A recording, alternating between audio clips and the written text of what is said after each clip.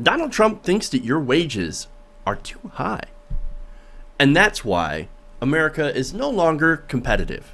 During the debate last night, Donald Trump had this to say at the issue of the minimum wage. Taxes too high, wages too high. We're not going to be able to compete against the world. I hate to say it, but we have to leave it the way it is. People have to go out, they have to work really hard, and they have to get into that upper stratum. But we cannot do this if we are going to compete with the rest of the world. We just can't do it. So do not raise the minimum wage. I would not raise the minimum.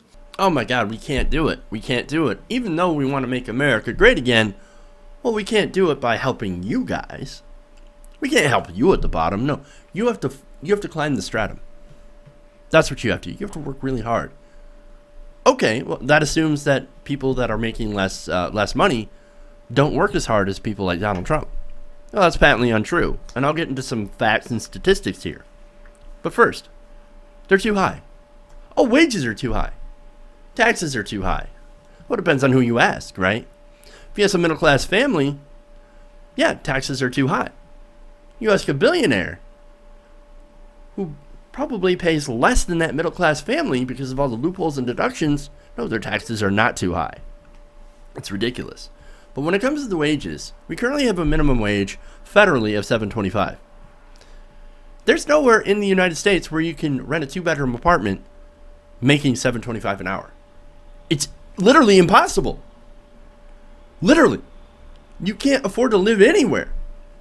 There are studies that show that in a lot of places you have to work 90 or 70 to 90 hours, depending on where you go.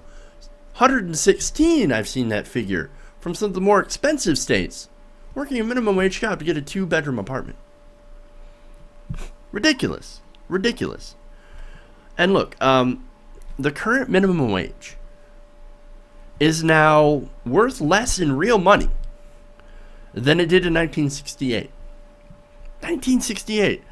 Adjusted for inflation, the minimum wage in 1968 would be equivalent now to $10.50. So please tell me again, Donald Trump, how our wages are too high. Tell me again. Now, of course, as soon as you see somebody making an argument like I am, you get people telling you that, well, look, if you're working a minimum wage job, you're a loser. You still working at McDonald's? You shouldn't be. If you're an adult working at McDonald's, you're a loser. You must be lazy. You must have fucked up, right? Well, okay. I see that argument, and it's ridiculous bullshit. Worker productivity has actually doubled since 1960. More than doubled. Americans are more productive. Not lazier, they work harder. And they get paid less for it. You're getting screwed. You're getting shortchanged. If you're a minimum wage worker, or if you're a low wage worker, you're working for $9 an hour, you're getting screwed. You're getting absolutely fucked over. And you don't realize it. And I'll get into that a little bit later. When it comes to CEO pay versus worker pay, CEOs get 30 or 300 times the average worker pay. 300 times. Now you can't tell me that Donald Trump works 300 times harder or is 300 more times better at his job than you are at yours if you're working a minimum wage job. That's ridiculous. You can't tell me that. You can't tell me that and actually believe it. Oh, you would have to go through so many mental gymnastics to make that work. It doesn't work. It doesn't work. Now, do CEOs deserve higher pay? Of course. Something more 20 to 30 times. I'd be okay with that. Because look, you take a lot of risk. You created jobs. Great. You deserve a reward for that. Everybody deserves to get what they put in. They deserve a fair wage. They deserve to get rewarded for the amount of work. I'm a capitalist. I believe in that. I believe in working and getting paid fairly for your work, for your labor. And if you put in the risk, you also deserve to get more from that risk. I get it. But 300 times more? While the people at the bottom get almost nothing. Where they don't even get paid enough to survive on their own. There's a problem there. There's a huge problem there. And this is what we're talking about. Big business is getting away with ripping you off. Your employer is getting away with ripping you off. And that's not right. Now, small businesses, look, you want to talk about small businesses, right? Well, first you have to look at the definition of a small business. Because you wouldn't be surprised, or maybe you would be, that some small businesses aren't exactly as small as you would think. A hedge fund is considered a small business. A hedge fund guy, an investment banker, considered a small business. Really? That's not a small business. You're doing financial transactions worth millions, sometimes billions of dollars. You are not a small business. And you can talk about actual small business, the mom and pop business, being able to get by with paying a lesser wage until their business picks up to where they can actually afford to pay a higher minimum wage. I get that. We can have that discussion. It's not as if you have to institute a $15 everywhere, no exceptions. That's ridiculous. That's absolutely ridiculous, and it wouldn't work. That actually would cause small businesses to fail. And we can have that conversation. I'd be more than happy to have that conversation. But first, we need to start at a place where we have to admit that we don't pay our workers enough. And that is the major problem here. Now, the idea here, and this is the other argument against raising minimum wage. The idea that McDonald's is going to cut your hours or replace you with a machine. Well, I see that argument all the time.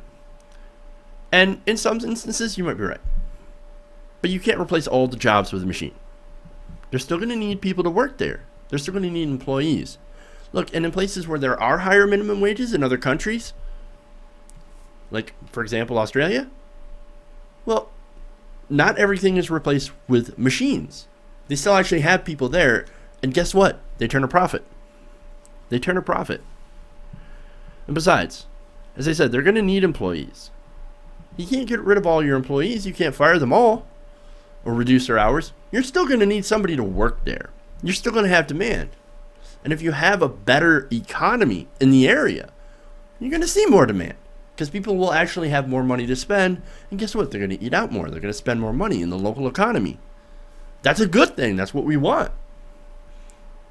But anyway, when it comes to McDonald's, they've got the economy of scale. When it comes to Walmart, they've got the economy of scale on their side. They can actually afford to raise their wages. Instead, they're relying on you to subsidize them with your tax dollars in the form of Medicare, Medicaid, and, well, not Medicare, obviously Medicaid and food stamps and housing assistance.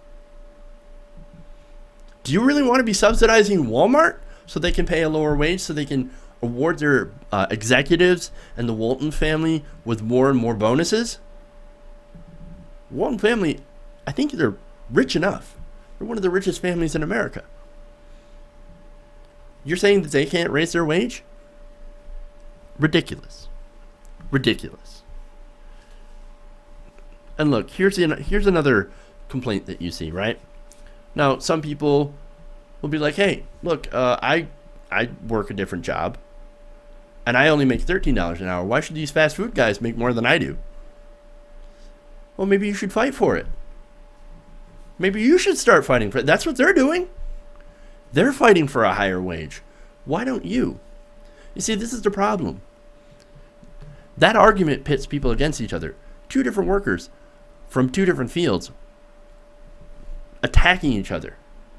Hey, why should you get more than me? Well, it's a distraction. It's a huge distraction. It gets us to fight amongst ourselves while the people at the top left of the bank. Why are we fighting each other? Why don't we all work together to raise everyone's wage?